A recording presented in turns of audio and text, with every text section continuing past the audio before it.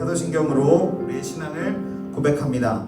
나는 전능하신 아버지 하나님 천지의 창조주를 믿습니다. 나는 그의 유일하신 아들 우리 주 예수 그리스도를 믿습니다. 그는 성령으로 잉태되어 동정녀 마리아에게서 나시고 본디오 빌라도에게 고난을 받아 십자가에 못 박혀 죽으시고 장사된 지 사흘 만에 죽은 자 가운데서 다시 살아나셨으며 하늘에 오르시어 전능하신 아버지 하나님 우편에 앉아 계시다가 거기로부터 살아있는 자와 죽은 자를 심판하러 오십니다. 나는 성령을 믿으며 거룩한 공교회와 성도의 교제와 죄를 용서받는 것과 몸의 부활과 영생을 믿습니다. 아멘. 이 시간 우리 그 자리에서 함께 합심하여 기도합니다. 하나님, 오늘도 이 거룩한 예배의 처소 가운데에 우리의 마음을 만져 주옵소서. 오늘 이 자리에서 우리가 온전히 하나님을 경험할 수 있도록 은혜를 내려 주옵소서. 우리의 주어진 상황 가운데서 먹먹하고 정말로 낙담 가능한 이 상황 가운데서도 오직 주님만을 바랄 수 있는, 우리의 믿음을 성숙하게 할 수 있는 예배의 현장이 될 수 있도록 하나님 이곳에 강력하게 임재하여 주옵소서. 함께 합심하여 주님을 외치고 통성으로 기도합니다. 기도합시다. 주여, 예 주님, 오늘 이 현장 가운데 주의 성령의 임재를 강력하게 간구합니다. 주님, 오늘 우리 가운데에 찾아오셔서 다시 하나님 앞에 우리의 마음과 목들을 온전히 올려드릴 수 있도록 도와주옵소서. 예 주님,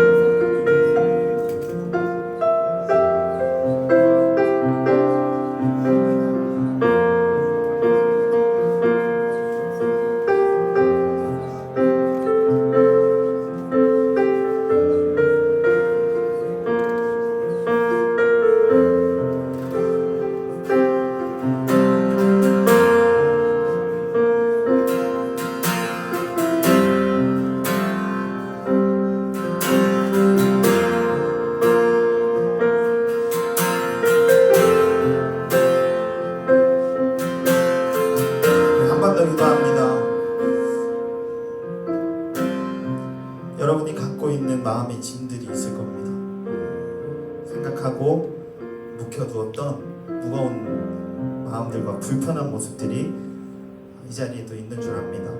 여러분의 잘못이 아니고 어떤 우리의 강요된 선택이 아니었음을 이 시간 하나님이 아십니다. 부끄럽지만 또 그 모습이 참 선해 보이지 않을 수 있고 내 안에 용납되지 않을 수 있을 수도 있습니다. 그것이 자책입니까? 우울감입니까? 또 미래에 대한 공허함이고 불확신의 찬 모습들일까요? 관계의 깨짐입니까? 물질의 어려움입니까? 지금 내가 처한 상황 가운데 답답한 현실입니까? 사랑하는 우리 친구들과 선생님들의 마음의 짐이 이 시간 모두 하나님 앞에 내어놓고 정말 있는 그대로요, 우리가 생각하고 우리가 바라보고 우리가 서 있는 이곳에서부터 우리 다시 하나님을 만날 수 있는 그 은혜를 구했으면 좋겠습니다. 최선의 방법으로 하나님이 이 시간 우리에게 허락하시는 모습들로 다시 한번 그 은혜를 구하며 이 시간 그 자리에서 우리 모두 하나님을 간구하며 나아갔으면 좋겠습니다. 함께 다시 주님 주신 감동의 마음들로 함께 기도하며 나아갑시다. 기도합니다. 예 주님, 오늘 우리를 감동시켜 주옵소서. 내가 마땅히 하나님을 바라볼 수 있는 믿음의 눈을 허락하시옵소서. 구별의 자리로 부르셨으니 주님이 책임져 주옵소서. 하늘의 문을 여시고 보이지 않는 왕, 그러나 영원하신 그 주님을, 찬양받기 합당하신 주님을 느끼고 경험할 수 있도록 도와주옵소서. 내 현장과 나의 삶의 부분들 모두를 내어놓고 수고하고 무거운 짐진 자 다 내게로 오라, 내가 너희를 쉬게 하리라 말씀하셨던 예수님의 약속이 오늘 사랑하는 고등부 예배 현장에 온전히 성취될 수 있도록 예 성령 하나님 강력하게 임재하시고 우리의 마음을 열어주옵소서.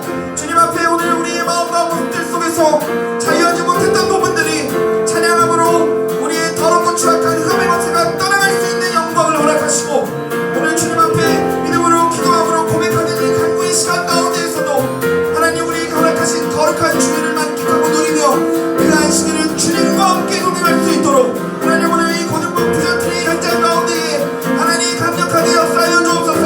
예 주님, 예 주님, 오비아라바 오비아호바비아라바 주여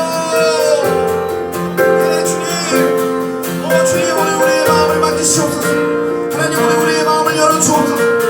우리의 아픈 곳곳마다 주님 치유하시고 만져주셔서 하나님 앞에 온전히 나아갈 수 있도록 내 주님 이끌어 주시옵소서.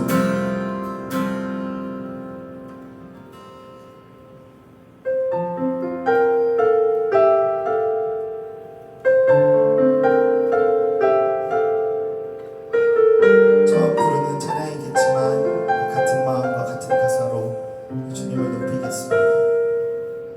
환난과 고난 수고로움 속에도 숨도는 내 믿음을 지켰네.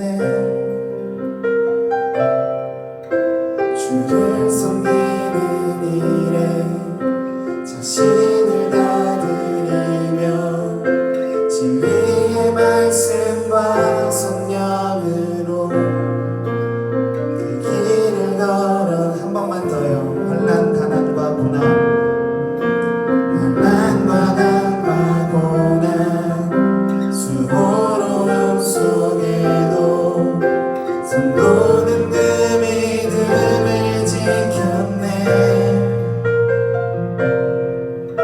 주를 섬기는 일에 자신을 다 드리며 진리의 말씀과 성령으로 그 길을 걸었네. 익숙해졌겠지만 한 번만 더 고백합시다. 환난, 가난과 고난 수고로움 속에도 손도는 그 믿음을 지켰네. 주를 섬기는 일에 자신을 다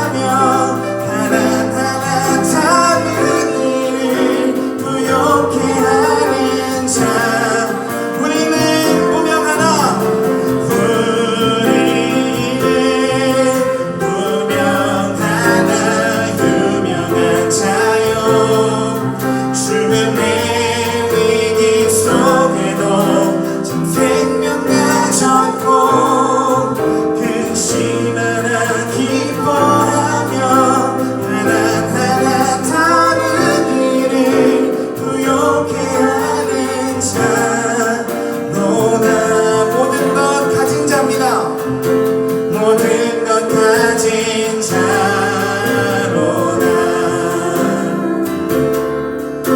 모든 것 가진 자로 우리 주님께 영광과 감성과 박수로 하나님 앞에 온전히 찬양의 가사의 고백대로 우리의 삶을 올려드립니다. 할렐루야.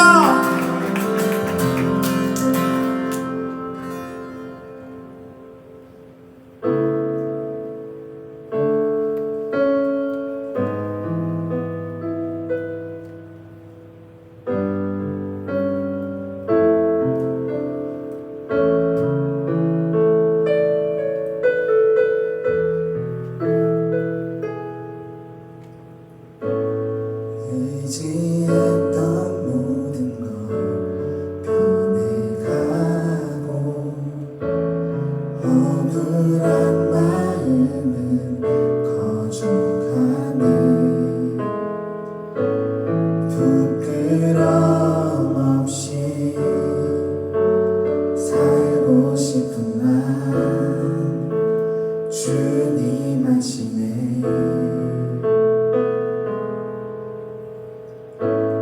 모든 일을 선으로 이겨내고 죄의 유혹을 따르지 않네. 나를 구원하신 영원한 그 사랑 그 신금에 날 붙드시네. 주어진 내 삶이 작게만 보여도 선하신 주 나를 이끄신 복을 중심을 보시는 주님만 나는 내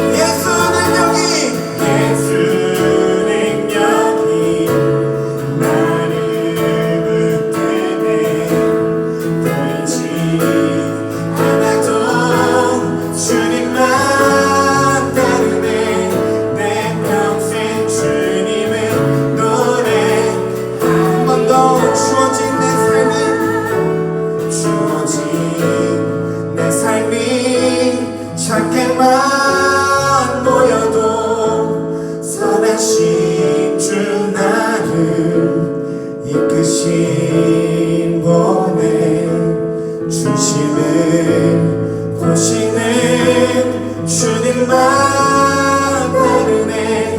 날 택하신 주만 의지해. 보이는 상황에 무너질지라도 예수는 여기 나를 붙드네.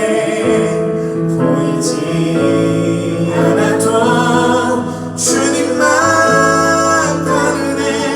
내 평생 주님을 노래하리라. 주어진 내 삶이 작게만 보여도 선하신 주 나를 이끄신 분의 중심을 보시는 주님만 다르네. 날 택하신 주만 의지해.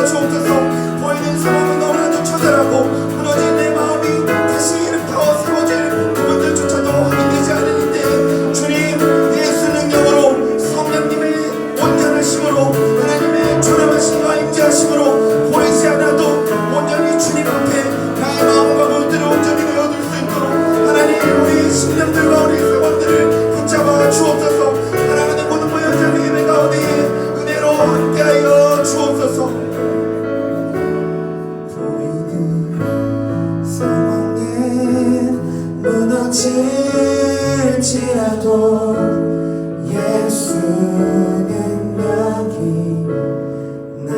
한 번 더 보이는 상황에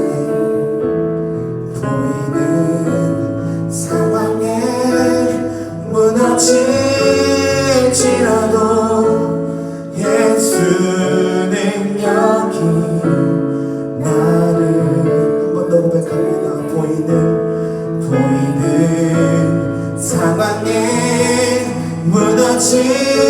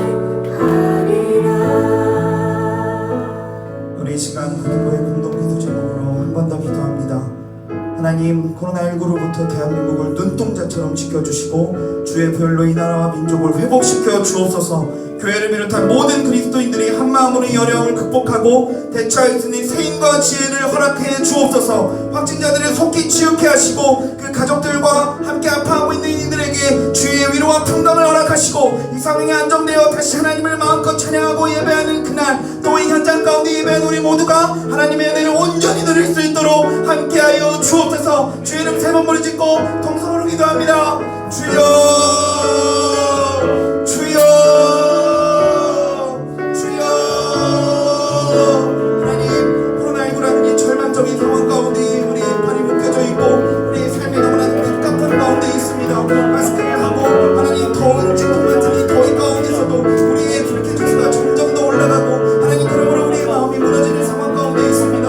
바이러스뿐만이 아니라 우리의 심령을 붙들어 주셔서 이 나라와 이 민족, 세계 열방 곳곳에 아직도 바이러스로 힘들어하고 아파하고 있는 이들, 삶이 무너진 부분들, 답답하고 절망한 상황 가운데 있는 모든 이들에게 주의 보혈로 다시 한번 그 마음을 붙드시고 덮어 주옵소서. 이 나라와 민족을 회복시키시옵소서. 교회를 비롯한 모든 그리스도인들이 한 마음으로 이 어려움을 극복하고 대처할 수 있는 세임과 지혜를 공급해 주시고, 특별히 하나님 이 땅 가운데에 세워진 사랑하는 수면교회와 우리 온 공동체가 다시 한번 주의 은혜를 누릴 수 있도록 도우시옵소서. 확진자들을 속히 치유케 하시고 그 가족들과 주변인들에게 주의 위로와 평강과 은혜를 내려주시되 이 상황이 안정되어 모든 이들이 하나님을 마음껏 찬양하고 주님을 접하고 인격적으로 삶으로 살아낼 수 있는 믿음의 온전한 그리스도인들이 될 수 있도록 다시 한번 이 상황 가운데 주의 은혜를 내려 주옵소서. 보혈 가운데 함께 하시옵소서. 모든 현장 가운데 다시 한번 주의 인지를 강력하게 역사할 수 있도록 주님 우리와 함께하여 주옵소서.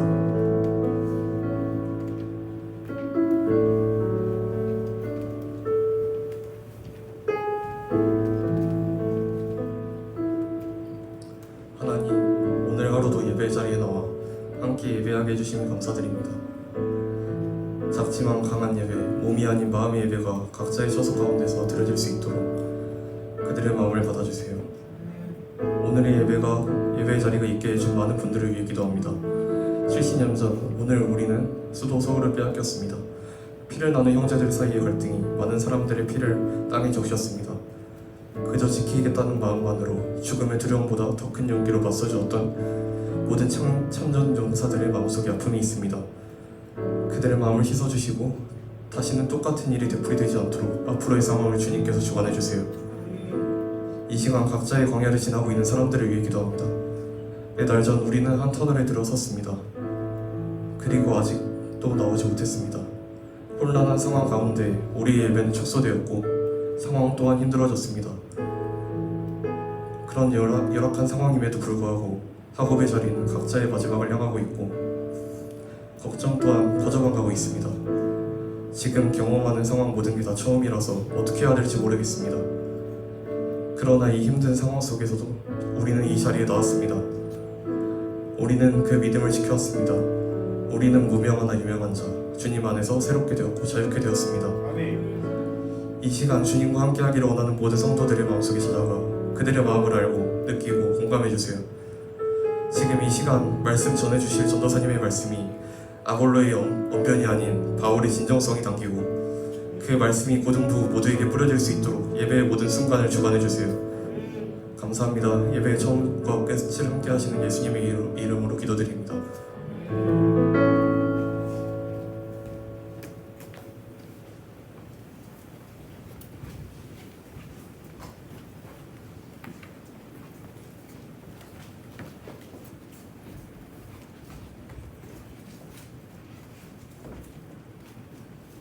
오늘의 말씀은 창세기 32장 22절부터 32절 말씀입니다. 밤에 일어나 두 아내와 두 여종과 여러 아들을 인도하여 역복나루를 건널세 그들을 인도하여 시내를 건너가게 하며 그의 소유도 건너가게 하고 야곱은 홀로 남았더니 어떤 사람이 날이 새도록 야곱과 씨름하다가 자기가 야곱을 이기지 못함을 보고 그가 야곱의 허벅지 관절을 치매 야곱의 허벅지 관절이 그 사람과 씨름할 때에 어긋났더라. 그가 이르되 날이 새려하니 나로 가게 하라. 야곱이 이르되 당신이 내게 축복하지 아니하면 가게 하지 아니하겠나이다. 그 사람이 그에게 이르되 네 이름이 무엇이냐? 그가 이르되 야곱이니라. 그가 이르되 네 이름을 다시는 야곱이라 부를 것이 아니요 이스라엘이라 부를 것이니 이는 내가 하나님과 및 사람들과 겨루어 이겼음이니라. 야곱이 청하여 이르되 당신의 이름을 알려주소서. 그 사람이 이르되 어찌하여 내 이름을 묻느냐 하고 거기서 야곱에게 축복한지라. 그러므로 야곱이 그곳 이름을 브니엘이라 하였으니 그가 이르기를 내가 하나님과 대면하여 보았으나 내 생명이 보존되었다 함이더라. 그가 브니엘을 지날 때에 해가 돋았고 그의 허벅다리로 말미암아 절었더라. 그 사람이 야곱의 허벅지 관절에 있는 두 분의 힘줄을 쳤으므로 이스라엘 사람들이 지금까지 허벅지 관절에 있는 두 분의 힘줄을 먹지 아니하더라. 아멘.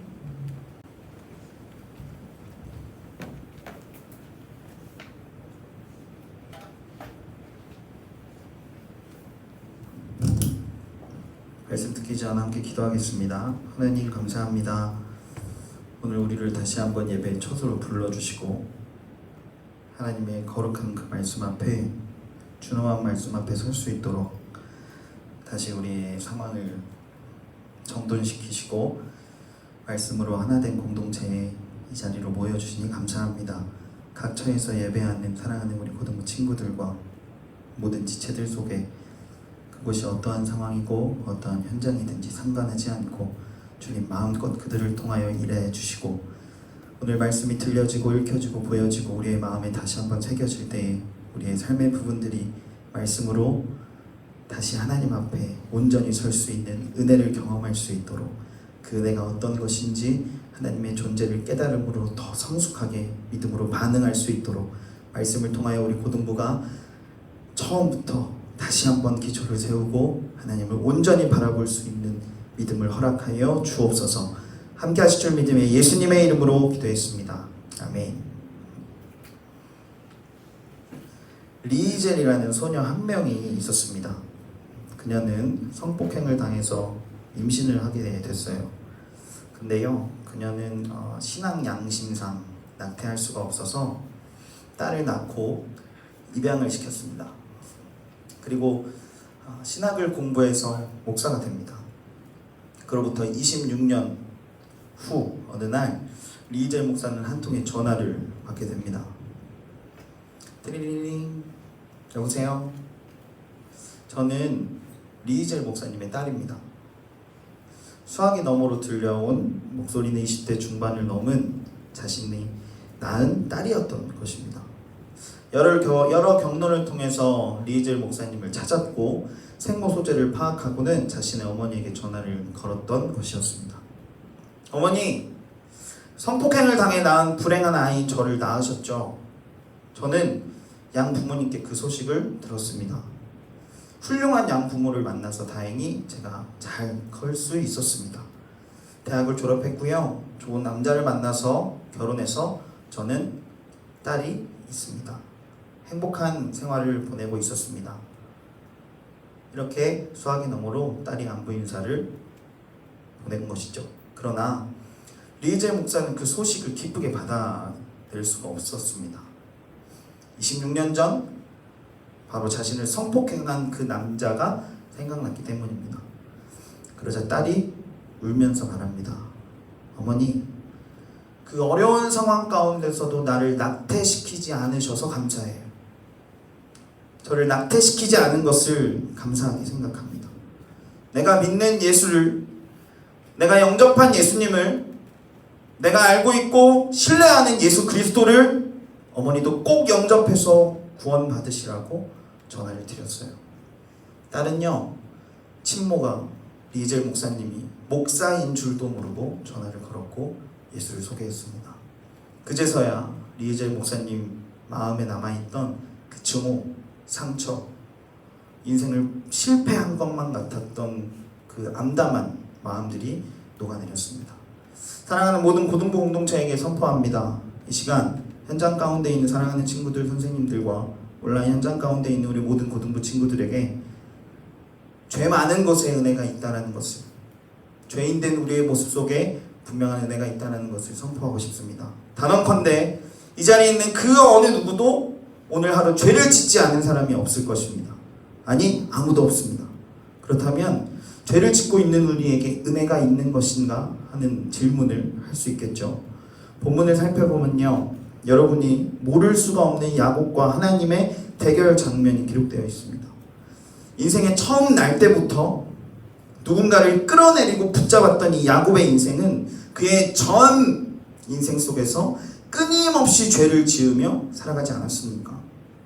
오늘 말씀과 마주한 여기 모여있는 우리 모두가 나는 여전히 죄인이지만 죄인된 나에게 찾아오셔서 은혜의 선물을 허락하신, 그리고 우리 주님을 경험할 수 있는 그 예수님의 은혜가 오늘 예배 현장 가운데 말씀에 마주하고 있는 6월의 끝자락에 있는 사랑하는 고등부 공동체에게 임하기를 예수님의 이름으로 축복합니다.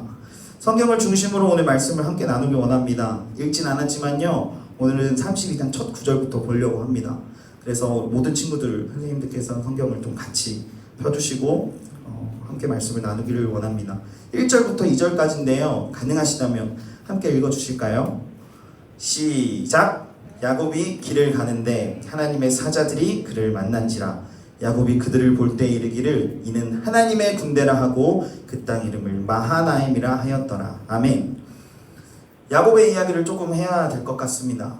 야곱은요, 형인 에서의 장자권을 팥죽 한 그릇에 얻어냈습니다. 말도 안 되죠. 근데 그 당시는 그렇게 되었던 것 같아요.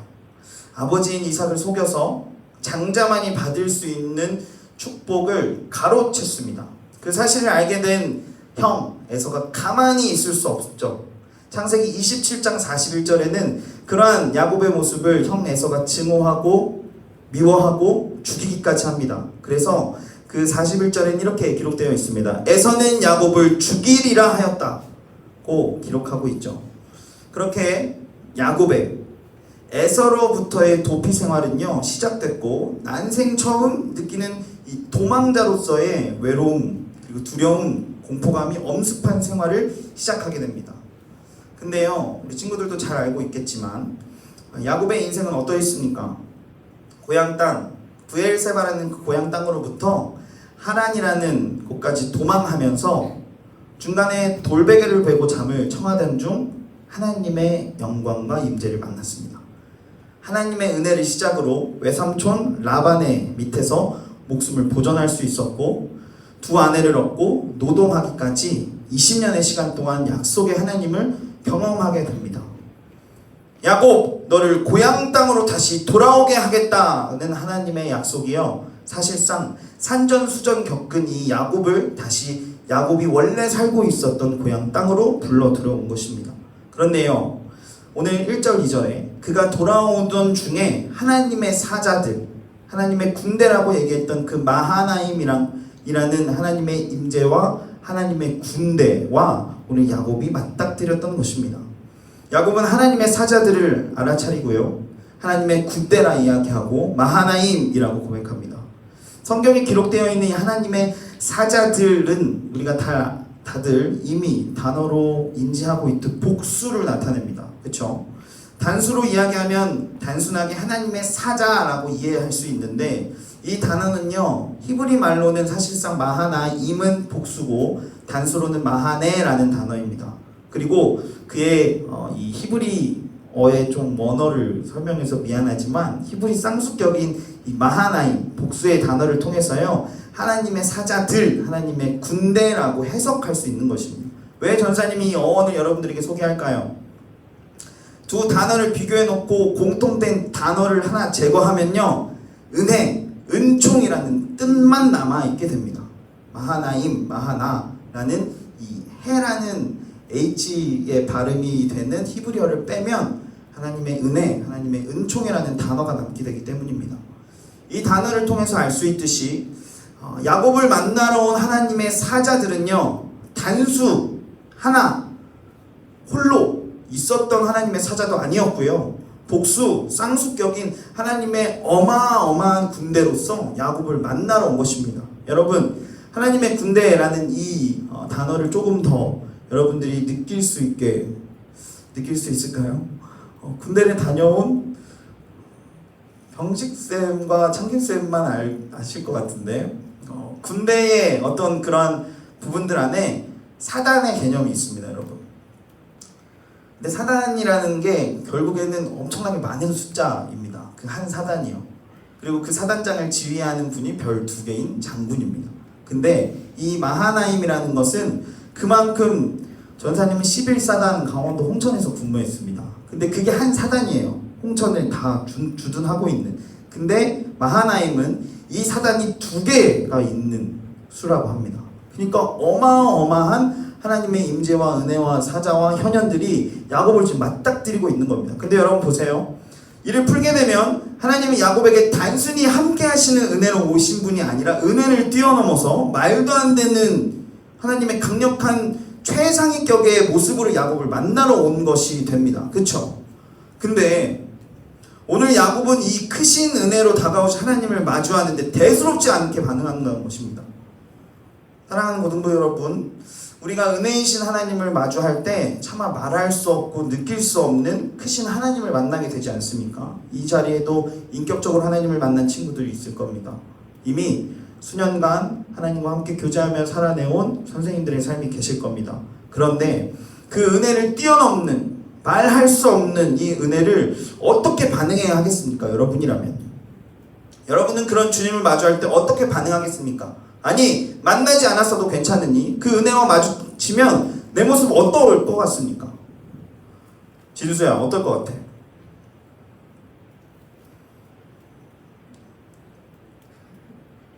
예수님께서 내 구주 되신 주님이라는 사실은요, 어느 신앙인이라면 기본적으로 장착되어 있는, 탑재되어야 하는 기본적인 믿음이라고 우리는 그렇게 배우고 있습니다.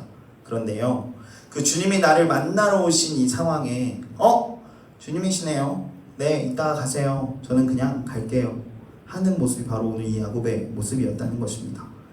야곱의 신앙의 현 주소라는 거죠. 고등부에게 묻습니다. 여러분의 신앙은 어느 수준입니까? 하나님의 은혜가 2개의 사단을 모아놓은 아주 대규모의 은혜와 임재로 내 눈앞에 보이는데 그것들을 그냥 지나치고 가던 길을 가시겠습니까? 아니면 그 은혜를 만끽하고 누리기 위해서 어떤 짓이라도 할 수 있겠나요? 여러분에게 그 은혜에 반응할 수 있는 진하고 뜨거운 만남의 은혜가 있기를 축복합니다. 아멘입니까? 아멘이십니까? 20년 만에 고향으로 돌아오는 야곱을요, 기다리고 있었던 존재가 있었습니다. 누굴까요? 누구요? 하나님이요? 다시, 누구요? 다현이 누구니? 에서? 그쵸, 형 에서입니다. 성경을 살펴보면 형 에서에 대한 두려움의 모습이 적나라하게 표현되어 있는데요. 3절입니다. 후반부에 그들에게 명령하여 이르되 내 주 에서에게 이같이 말하라. 형 에서를 자신의 주인이라고 표현합니다. 고백하면서 야곱에게 있어서는 이 에서의 존재는 나를 죽이고자 했던 존재, 잊을 수 없는 공포의 대상이었다는 것인데, 그러고는 20년이 지난 지금 형 에서가 자기에 대한 마음을 어떻게 가지고 있는지 떠보기 위해서 심부름꾼을 먼저 보내서 이야기합니다. 아마 이렇게 얘기했을 것 같아요. 심부름꾼에게 이 말을 전했습니다. 에서 형님, 제가 20년 동안요 고향동을 떠나온 것은 형님이 감히 형님의 존재가 저랑 어떻게 비교가 될 수 있겠어요? 그쵸? 형님이 저를 죽이려고 하신 것 때문이라고요? 아니죠. 형님이 어떻게 저 같은 목숨이 뭐라고 그렇게 힘쓰시지 않으셔도 괜찮잖아요. 라반 외삼촌 댁에서 목축업 경험 수업을 받고 그렇게 재물도 이렇게 갖고 온 거예요. 근데 알고 계시죠? 형님, 그리고요, 저 외삼촌과 있으면서 그동안 재물이 아주 많아졌어요. 형님이 생각하시는 그 장자가 받아야 하는 유산 상속 때문에 제가 다시 고향으로 돌아가는 게 아니에요. 저 진짜 너무나도 많거든요. 인정이시죠? 인정해 주셔야 되는데, 형님, 근데요, 이젠 제가 형님께 은혜를 구해요. 사랑의 마음으로 따뜻하게 맞이해 주시면 안 될까요? 하고 그의 종에게, 심부름꾼에게 먼저 이 말을 전했었을 것 같습니다. 그런데 에서에게 이야기를 전해온 이 심부름꾼들의 대답은 야곱을 더 두렵게 만듭니다. 6절의 후반부입니다. 그가 400명을 거느리고 주인을 만나려고 오더이다. 여러분, 400명을 데리고 야곱에게 오고 있는 에서는 무엇을 뜻합니까? 은성아, 무엇을 뜻하지? 뭐니? 400명을 데리고 오는데 모르겠지? 꿈속에서 상상해도 안 나올 것 같아. 눈을 똑바로 뜨고 내 사랑하는 동생 야곱을 아주 격하게 환영해줘야지 라는 이 환대의 의미입니까? 400명 퍼레이드 하면서? 아니면 재물이 많은 야곱보다 나 형이니까, 그래도 나 에서니까 내 재물을 뽐내기 위해서 좀 보여줘야겠다, 본때를 보여줘야지, 내가 이 정도 클래스라는 걸 보여줘야겠다 하고 과시하는 과시욕입니까? 장자권을 빼앗기고요, 장자의 축복을 도둑질 당한 이 에서는 20년 동안 단 하루도 그 일을 잊어본 적이 없습니다. 다시 돌아온다는 동생 야곱의 소식을 듣자마자 군사를 이끌고 야곱에게 한 걸음씩 오고 있었습니다. 잔꾀에 달인 야곱은 형에게 이 말로는 통하지 않자 다음 꾀를 또 준비합니다. 자신의 재물을 2대로 나눕니다. 그리고 이 나누어 한 대를 먼저 보내면 형이 한 대를 공격하고 칠 때, 자신을 죽이려 할 때 자신은 다른 한 대에 속해서 도망가려는 계획을 하게 됩니다. 여러분 잠시 생각해 봅시다. 야곱의 근본적인 두려움이 뭐였겠나요? 뭐였을까요? 형에게 빼앗은 장자권도 갖고 있습니다. 장자만이 받을 수 있는 축복도 받았습니다. 떠날 때에는 자신이 살 수 있는 최소한의 것만 챙겨 나왔던 그가 이제는 재산을 때로 나눌 수 있을 만큼의 부자가 되었습니다. 도대체 이런 야곱 뭐가 그토록 두려웠을까요? 여러분, 말씀을 통해 오늘 우리에게 대입해 본다면 가진 것이 많게 되면 자연스럽게 하나님의 은혜와는 거리가 멀어진다는 것을 말씀을 통해서 알 수 있는 것입니다. 부와 권력을 가진 자들의 특징은요, 세상에서 할 수 있는 것이 많아진다는 겁니다. 하나님을 알지 못하거나 하나님을 알아도 하나님과의 거리가 멀어지고 하나님과의 관계가 미성숙하게 된다는 것입니다. 그렇다면 재물이 많고 가진 것이 많은 자들은 모두 다 그렇다고 봐야 할까? 전사님은 그렇게는 보지 않습니다. 다만 그럴 수밖에 없는 처지에 놓여진다는 것입니다. 인간이라는 존재는 물질과 자리와 명예와 권력 앞에서는 결국에 그 마음을 지켜내기가 너무나도 어려운 상황과 환경이 자연스럽게 된다는 것은 우리의 연약한 인간의 속성이기 때문입니다. 이 원리를요, 우리는 야곱의 상황을 통해 비추어 알 수 있습니다. 즉 야곱이 가지고 있었던 근본적인 두려움, 그것은 하나님 앞에서의 두려움이었고, 그렇다면 질문을 하나 던져보겠습니다. 여러분, 사랑하는 고등부에게, 여러분 에서가 큽니까? 하나님이 큽니까? 고3 김아람, 에서가 큽니까? 하나님이 큽니까? 오케이, 문석빈, 하나님이 큽니까? 에서가 큽니까? 너네 아주 그냥 좌우로 난리가 났다. 에서가 큽니까? 하나님이 큽니까? 하나님이요? 잘경, 에서가 큽니까? 하나님이 큽니까? 하나님이요. 그 대답이 아닌 것 같은데. 창균쌤, 에서가 큽니까? 하나님이 큽니까? 하나님이요? 마지막 한 명이요? 회장, 에서가 큽니까? 하나님이 큽니까? 하나님이요. 여러분, 이 질문 자체가 불가한 겁니다. 죄송합니다. 질문 자체가 불가합니다. 감히 하나님의 비교 대상이 될 수 없습니다. 장난쳐서 죄송합니다. 세상 그 어느 것과 하나님의 비교 대상은 결코 절대로 될 수 없습니다. 아멘이십니까? 네. 머리가 터질 것 같은 이 야곱 일가는요, 그날 밤을 맞이하게 됩니다. 그리고 이제 자신의 소유 중에서 형 에서의 마음을 되돌릴 수 있을 정도로 큰 선물을 하나 준비합니다. 그 선물의 품목은 이러합니다.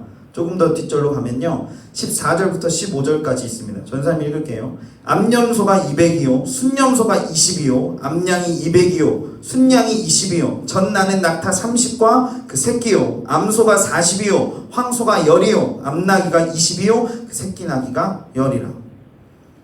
품목의 양을 조사해보니 어떤 한 국가와 어떠한 국가 간의 거래 때나 가능할 만한 이 품목 양이었습니다.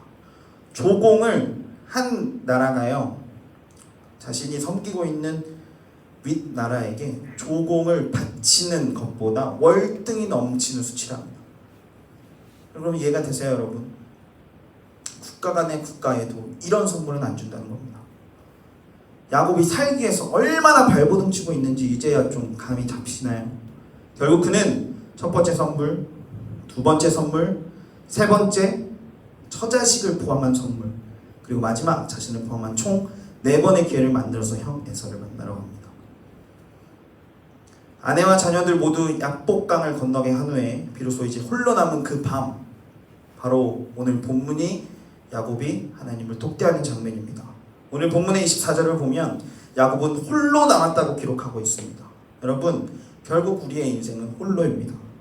우리의 부모님이, 여러분의 베프들이, 그리고 여러분들이 앞으로 만나야 될 수많은 사람들이, 또 나의 자녀와 나의 사랑하는 이가 대신 나를 구원에 이룰 수 없다는 것입니다. 우리는 결국 1대1로 하나님과의 인격적인 만남을 통해서 마지막 최후의 심판대에 서게 될 것입니다. 누가 나를 제대로 변론해 주지 않을 겁니다. 못합니다. 하나님은 나와 단둘이 그 일들을 해결하고 싶어 하실 테니까요. 그 어느 누구도 우리의 인생을 대신 살아줄 수 없고 우리의 문제를 대신 짊어질 수 없다는 것을 오늘 야곱이 홀로 남았다는 거기서 우리는 볼 수 있습니다. 그러고는 외삼촌의 집에서 고향으로 돌아오는 도중 만났던 은혜와 같은, 마하나임과 같은 어떤 한 사람이 야곱을 찾아옵니다. 그 어떤 사람이 누구입니까? 하나님의 현현, 하나님의 임재셨습니다. 성경은 천사라고 표현하죠. 홀로 있던 야곱에게 찾아오신 그 사람은요, 야곱에게 갑작스러운 싸움을 겁니다. 그리고 밤새 그와 대결을 펼치는데 25절에 자기가 야곱을 이기지 못함을 보고 하나님의 임재, 하나님의 현현, 하나님의 은혜, 하나님 자체, 천사라고 했던 그 존재가 자기가 야곱을 이기지 못함을 보고 야곱을 이길 수 없다고 성경은 그렇게 표현합니다. 여러분, 하나님이 정말로 야곱을 이기지 못하셨을까요? 정말 하나님이 야곱을 이길 수 없었을까요? 이기지 못함이라는 표현은 어떤 승패의 의미를 얘기하는 것이 아니라 야곱의 뜻과 의지를 결코 막을 수 없었다는 것을 의미합니다. 결국 야곱의 허벅지 관절을 치십니다. 엉덩이 뒤에 있는 환도뼈를 쳐서 그를 평생을 절름발이로 만드셨습니다.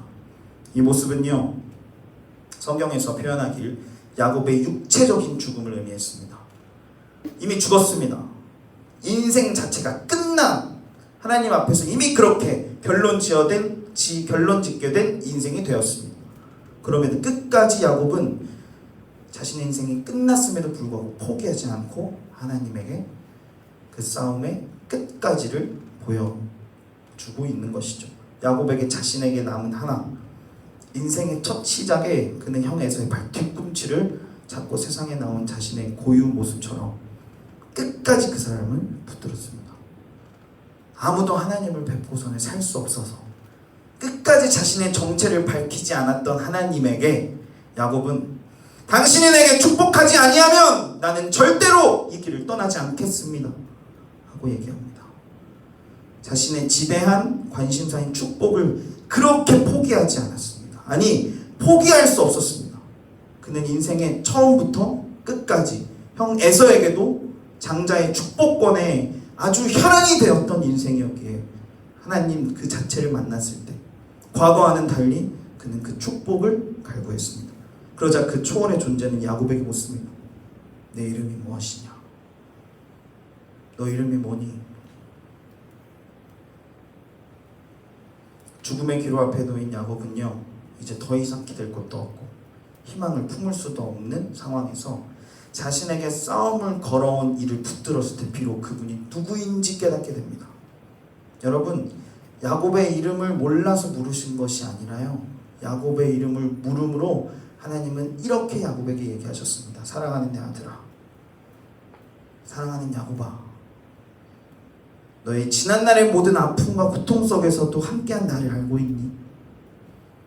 너가 장자권을 빼앗을 때에도, 이삭의 축복을 속여받았을 때에도, 외삼촌 라반에게 있던 그 모든 순간에도 나는 너와 항상 함께 했었단다. 이제 기억나니? 지난날에는 네게 찾아온 나를 너는 그저 보고 지나치더었구나. 야곱, 이제는 너 도저히 안 되겠다. 내가 이제 더 이상 너를 가만히 놔둘 수가 없다. 네 이름이 뭐니? 너 이름이 무엇이니? 지난날에 도대체 너가 나를 어떻게 잊고 살 수 있었겠니? 야곱아, 너 그동안 어떻게 살아왔니? 하고 하나님은 야곱에게 그렇게 물으셨습니다. 네 이름이 무엇이니? 네 이름이 뭐냐라는 것에는 그 사람의 이름, 그 사람의 인생, 그 사람의 존재, 그 사람이 어떻게 살아왔는지, 그 사람의 성향, 지금 갖고 있는 생각과 가치, 그 사람이 가장 사랑하는 그 마음의 중심 또한 주님은 묻고 계셨던 겁니다. 너 어떻게 인생을 살고 있니? 제가 가장 사랑하는 고등부 여러분, 이 앞에서 제 모습을 좀 볼까요? 다들 고개를 들고 마스크 너머에서 여러분의 눈동자로 저를 좀 봐주세요. 그리고 양옆 가능하다면 앞뒤로도 한번 눈망울을 좀 맞춰보실래요? 하나님이요, 너무나도 사랑하시는 존재들입니다. 부끄럽고요, 쑥스럽고 창피하고, 아직은 이 사람은 내가 잘 모르는데, 아직은 선생님은 한마디도 안 해봤는데, 아직은 저 사람이 어떤 것을 갖고 있는지, 뭘 좋아하는지 알지도 못하는걸요. 여러분, 그게 당장 중요한 건 아니잖아요. 우리가 이미 하나님의 선택을 받은 자고 하나님이 우리를 사랑하고 있다는 그 사실만으로, 하나님이 우리 이름을 알고 있다는 그 사실만으로 우리는 다시 우리끼리 교제할 수 있는 기회를 얻은 것, 그렇게 생각해야 마땅한 것 같습니다. 그게 바로 우리입니다. 2018년 8월 25일 전사님은 그날 아직도 잊지 못합니다. 사고로요, 전사님 오른쪽 발목이 아예 돌아가서 발꿈치가요, 여러분 오른쪽 발꿈치가 9시 방향으로 꺾였습니다. 오른쪽 발목의 인대가 끊어졌고요, 바깥쪽 복숭아뼈가 아예 으스러졌습니다. 수술을 무조건 해야 되는 상황이었습니다. 수술 후에도 2달간 아프기도 아팠고 말할 수 없는 무서움과 두려움의 시간을 보내면서 살면서 처음으로 수술대에 몸을 누이고, 살면서 처음으로 앰뷸런스에 몸을 실어보고, 살면서 처음으로 그렇게 아픈 고통 처음이었습니다. 잠도 못 잤어요. 3일 동안요. 진짜로. 그 당시엔 하나님 앞에 그저 눈물로 호소하는 것밖에 할 수 있는 것이 없었어요. 몸의 일부가, 그것도 전사님의 주발이었던 오른발을 잠시 잃고 삶을 사는데, 거동, 오고 가는 것, 서는 것, 이동하는 것은 말할 것도 없고, 씻는 것은 엄마가 또는 아버지가 옆에서 무조건 도움을 주지 않았으면 전사님은 상상도 못할 정도로 아주 꼬질꼬질한 냄새가 났었던 때도 있었습니다. 그 정도로 움직일 수가 없었고, 편히 볼일도 화장실도 보지 못했습니다. 움직이지 못해서 누워있는 그 자체도 편하지 않고 계속 고통과 함께 씨름한 시간의 연속이었습니다. 사고 나기 직전까지요, 전사님은 지난 교회 중학생 친구들과 임원 수련회를 했었고, 그 당시에는 이 임원 수련회에 있다가 내가 이 사고를 당하는 것이 참 설명할 수 없고 이해할 수 없는 고통과 마주하게 됐다는 그 사실에, 차마 이 사고 현장에 쓰러져서 고백했던 그 한마디가 뭔 줄 아시나요?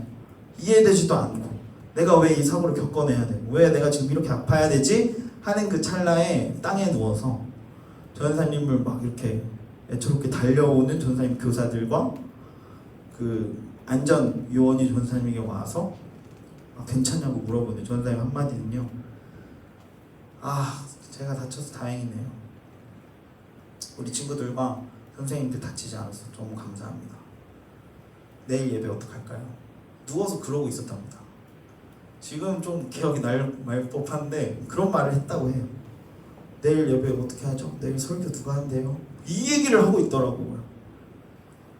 응급처치를 받고 앰뷸런스 몸을 실어서 응급실에 도착했을 때는요, 의사 선생님이 놀랄 정도로 돌아가 있었던, 거의 해리포터에 나오는 그런 수준 아닌가요?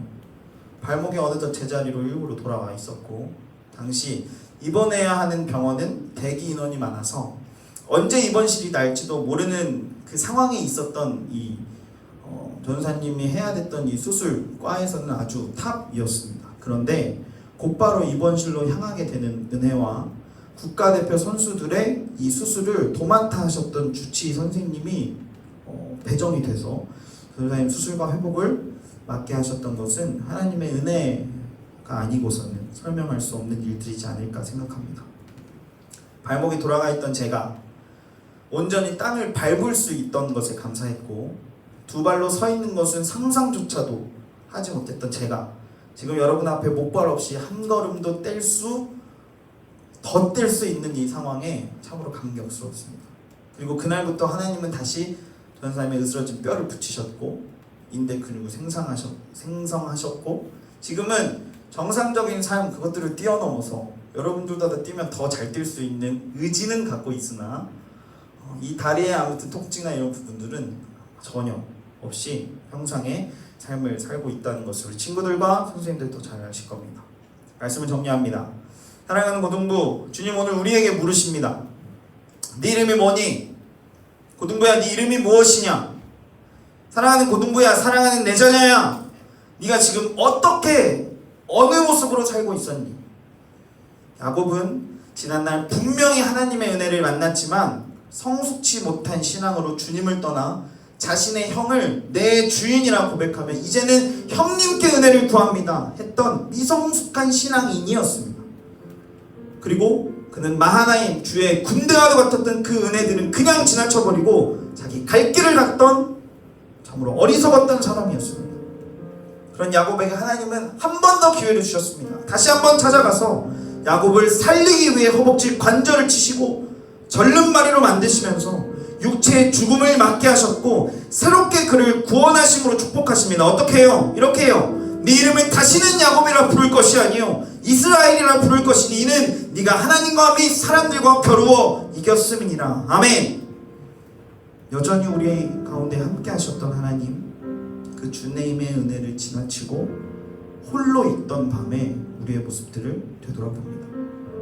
그리고 오늘 여러분은, 저는 그 모습들을 모두 회개하고 오늘 이 자리에서 브니엘, 하나님과 대면하는 이 자리가 되어야 하고 우리에게 갑절로 있는 주의 은혜의 마하나임을 다시 한번 경험해야 할 것입니다.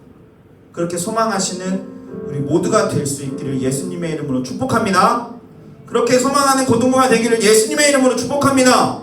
그 말씀을 신뢰하는 우리의 삶이 될 수 있기를 예수님의 이름으로 축복합니다. 우리 이 말씀의 결론을 오늘 우리가 했던 이 찬양의 가사로 함께 했으면 좋겠습니다. 주만 의지해, 이 찬양으로 우리의 마음을 고백하면서 다시 우리 주님의 은혜를 한 번 더 기억하고 결단하고 싶습니다.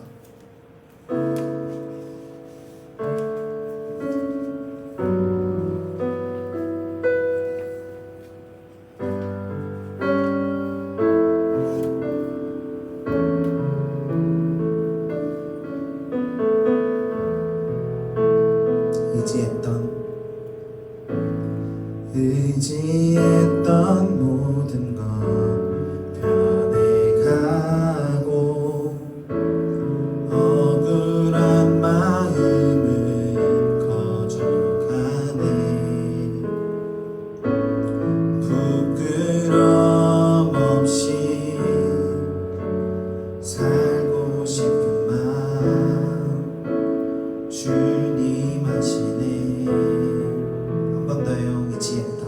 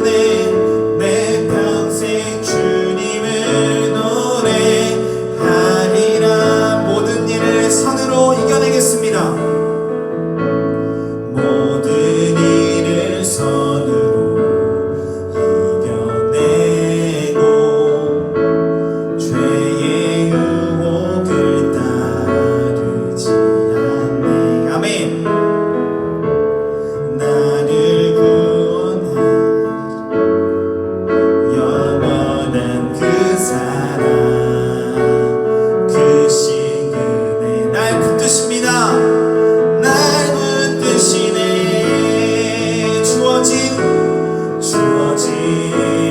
내 삶이 작게만 모여도 선하신 주 나를 이끄신 몸에 중심을 모시는 주님만 따르네. 날 택하신 주만은 보이는 상황에 무너진 예수 능력이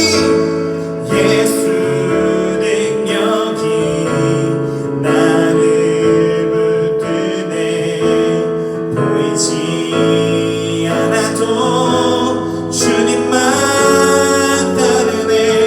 내 평생 주님을 노래하리라. 주어진 내 삶이 작게만 모여도 선하신 주 나를 이끄신 몸에 중심을 모시는 주님만 따르네. 날 택하신 주만은 보이는 상황에 무너질지라도 예수 능력이 나를 붙드네. 보이지 않아도 주님만 따르네. 내 평생 주님을 노래하리라. 시간이 좀 갔지만 그래도 우리 6월의 마지막 한 자리 가운데 다시 한번 주님 앞에 믿음으로 결단하기를 원합니다. 분이에 하나님의 은혜와 직접적으로 대면하는 하나님의 은혜를 우리가 만끽하고 누리고 그 하나님의 은혜와 만날 수 있기를 원합니다. 하나님의 강력한 은혜가 우리의 삶 가운데에 우리가 어리석어 지나치지 않고 믿음이 미성숙하여 그것들을 그냥 지나쳐 보내는 어리석은 신앙들이 아니라 이제는 그 하나님의 은혜를 온전히 바라볼 수 있는 우리의 영적인 시야를 열어 주옵소서. 하나님의 은혜와 대면하여 다시 하나님 앞에 야곱이라는 이름이 아니라 이스라엘, 이제는 너가 사람 및 모든 이들과 싸워 겨루어 하나님과 겨루어 이겨낸 사람이라고 주님 우리를 구원하신 것처럼 사랑하는 오늘 우리의 모든 이름들이 하나님 앞에서 그 은혜 앞에 다시 한번 재평가되고 다시 한번 재건될 수 있는 은혜를 허락하기를 원합니다. 이 시간 주신 마음으로 주님 한번 외치고 동성으로 기도합니다. 주여, 하나님의 은혜를 구합니다. 분이엘 하나님의 은혜와 하나님의 임재와 온전히 대면할 수 있는 우리의 모습들이 될 수 있도록 도와주옵소서. 죽음의 기로 앞에 놓였었던 야곱의 삶의 부분들을 오늘 우리의 삶을 통하여 느끼게 하시고 우리의 어려움들 하나님 각각의 정도의 차이는 있겠지만 우리의 마음과 모습들로 다시 한번 하나님 앞에 내어놓을 수 있는 우리의 성원을 다시 한번 열어주옵소서. 코로나19라는 상황 속에서도 하나님의 은혜를 잊지 않게 하여 주옵소서. 주어진 날 삶에서 주 은혜를 잊지 않는 우리가 되게 하옵소서. 주어진 자리에서 주 은혜에 감사하는 삶을 살게 하여 주옵소서. 중심을 모시는 주님, 그 은혜를 영원히 찬양하게 하시고 내 평생 주 은혜의 보좌를 사모하게 할 수 있도록 하나님 오늘 우리 사랑하는 모든 공동체에게 그러한 마음과 은혜를 허락하시옵소서. 믿음의 부분들을 다시 한번 세워주옵소서. 은혜를 재건하고 말씀 앞에 온전히 설 수 있는 은혜의 향연 가운데 사랑하는 우리 모든 이들이 그 은혜에 반응할 수 있도록 다시 한번 은혜를 내려 주옵소서. 은혜를 잊고 살아갔던 저희에게 다시 은혜로 초청하신 주님의 은혜에 감사를 드립니다. 삶 속에서 때로는 이해되지 않고 말할 수 없는 아픔, 답답함, 하나님 그 속에 처해 있는 우리네 인생의 연속이지만 네 이름이 무엇이냐 물으시며 우리의 지난 시간들을 되돌아보게 하신 주님, 단 한순간도 빠지지 않고 함께 하셨고 동행하신 주의 은혜를 기억하게 도와주옵소서. 오늘 주의 현현과 마주한 분이엘의 자리가 이곳 사랑하는 우리 고등부 예배처가 되게 하심을 감사합니다. 다시 돌아가는 우리의 삶과 우리가 삶으로 보여지며 그리스도인이라는 그 상황 가운데 삶의 전도의 현장마다 하나님의 은혜를 강력히 경험하고 사모하는 은혜를 허락해 주옵소서. 우리를 이미 구원하시고 살리신 은혜 그 자체이신 예수님의 이름으로 기도드렸습니다. 아멘.